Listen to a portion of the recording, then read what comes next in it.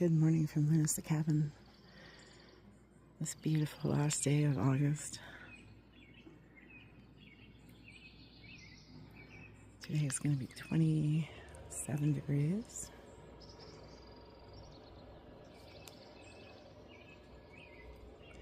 So I'm just having a quiet coffee. It's Labor Day weekend here in Canada.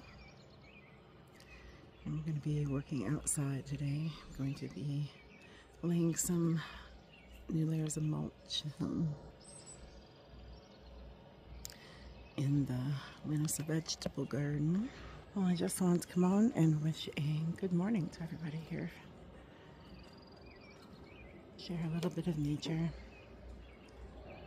There's so much stress and chaos in the world. We need these quiet moments of connection with Mother Earth.